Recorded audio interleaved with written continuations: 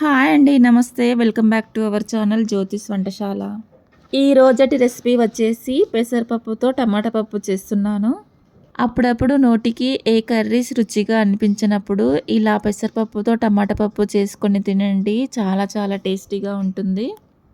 ఎప్పుడు తినే రైస్ కన్నా 4 ముద్దలు ఎక్కువనే తింటారు ఈ పప్పుతోటి. మరి ఈ టమాటా పప్పు రెసిపీ ఎలా తయారు చేయాలో చూసేద్దాం. ఫస్ట్ అయితే ఈ కప్పులో 3/4 కప్పు పెసరపప్పుని తీసుకున్నాను. అలాగే మరొక ప్లేట్లో 4 పెద్ద సైజు టమాటాలు, 7-8 పచ్చిమిర్చీలు తీసుకున్నాను. అలాగే ఒక కట్ట కొత్తిమీరను కూడా తీసుకున్నాను. వీటన్నింటినీ ఈ విధంగా కట్ చేసి పెట్టుకున్నాను.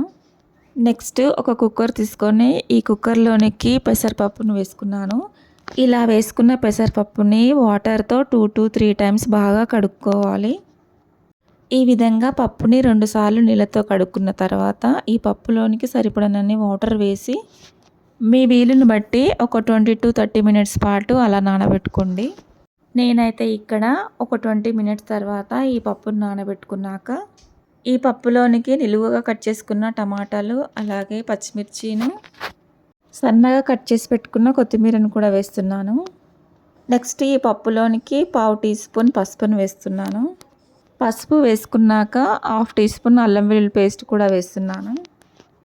నెక్స్ట్ మనం తినే స్పైసీనెస్ దాన్ని బట్టి 1/2 టీ స్పూన్ కారం కూడా వేసుకోవాలి. మా ఇంట్లో కొంచెం స్పైసీనెస్ ఎక్కువనే తింటారు కాబట్టి కొంచెం కారం ఎక్కువనే వేసుకున్నాను. చప్పగా తినే వాళ్ళైతే ఈ ఎండు కారంను స్కిప్ చేసి ఇలా స్పూన్తో ఒకసారి ఇవన్నీ కలిసేలాగా కలుపుకొని ఇప్పుడు కుక్కర్ మూత పెట్టేసి నెక్స్ట్ స్టవ్ ఆన్ చేసుకొని ఈ కుక్కర్ని స్టవ్ పైన పెట్టుకొని ఫ్లేమ్ని మీడియంలో పెట్టి ఒక 2 విజిల్స్ వస్తే చాలండి. కుక్కర్ 2 విజిల్స్ రాగానే స్టవ్ ఆఫ్ చేసి కుక్కర్ని స్టవ్ పై నుండి దించేసుకొని దీన్ని పూర్తిగా చల్లారనివ్వాలి.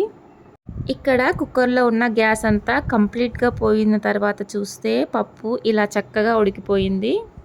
ఇప్పుడు ఈ పప్పుని మెదపనవసరం లేదండి. ఇలా ఉంటే సరిపోతుంది. ఒకవేళ పప్పు ఇంకా మనకు మెత్తగా కావాలంటే మెదుపుకోవచ్చు. మరి మెత్తగా ఈ పప్పు మెదిగినట్లయితే పప్పు జారుడుగా అవుతుంది కాబట్టి నేను ఇలాగే దీన్ని పోపుకు వేసేస్తున్నాను. తర్వాత ఈ పప్పుని పోపు వేయడానికి నెక్స్ట్ స్టవ్ ఆన్ చేసుకొని ఒక బౌల్ పెట్టుకున్నాను. ఈ బౌల్లోకి 1 టేబుల్ స్పూన్ ఆయిల్ వేసుకున్నాను.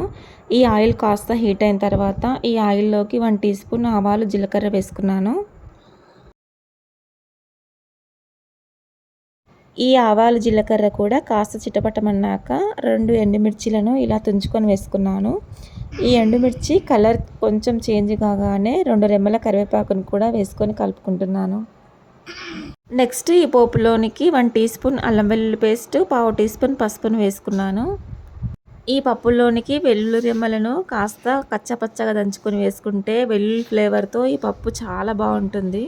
నా దగ్గర ఈ పప్పు చేసే టైంకి వెల్లుల్లి రెబ్బలు లేవు కాబట్టి ఈ పోపులోనికి అల్లం వెల్లుల్లి పేస్ట్ వేసి ఈ పప్పుని చేసేసాను. తర్వాత అయితే ఈ పోపు మంచిగా వేగిన తర్వాత మనం ముందుగా ఉడికించి పెట్టుకున్న పోపుని వేసేస్తున్నాను. ఇక కుక్కర్లో మిగిలిపోయిన పప్పులో కొన్ని వాటర్ యాడ్ చేసి ఈ పోపులోకి వేసేసాను. మనకు ఈ పప్పు ఎంత పలుచగా కావాలన్నా ఇప్పుడే వాటర్ యాడ్ చేసి కన్సిస్టెన్సీ అడ్జస్ట్ చేసుకోవాలి. నేనైతే ఇక్కడ ఈ పెసరపప్పులోకి ఎక్కువగా వాటర్ యాడ్ చేయలేదు. కాస్త గట్టిగానే ఈ పప్పు చేశాను. నెక్స్ట్ ఈ పప్పులోనికి మన రుచికి తగ్గట్టుగా సాల్ట్ యాడ్ చేసుకోవాలి. నేనైతే ఈ పప్పులోకి 1/2 టీ స్పూన్ సాల్ట్ని వేసుకొని ఈ పప్పునంతటిని కూడా ఒకసారి మంచిగా కలుపుకున్నాను. ఈ పెసరపప్పు ఉడికి ఇంకాస్త చిక్కబడుతుంది కాబట్టి వాటర్ యాడ్ చేసే సూచన ఉంటే ఇప్పుడే యాడ్ చేసుకోవాలి. అలాగే సాల్ట్ని కూడా మరొకసారి చెక్ చేసుకొని ఫ్లేమ్ని మీడియంలో పెట్టుకొని ఒక 3-4 మినిట్స్ పాటు ఉడికించుకోవాలి. ఇక ఫైనల్గానైతే సన్నగా కట్ చేసి పెట్టుకున్న కొత్తిమీరను కూడా వేసేసుకొని ఒక్కసారి కలిపేసుకుంటే మనకు పెసరపప్పుతోటి టమాటా పప్పు రెడీ అయిపోతుంది.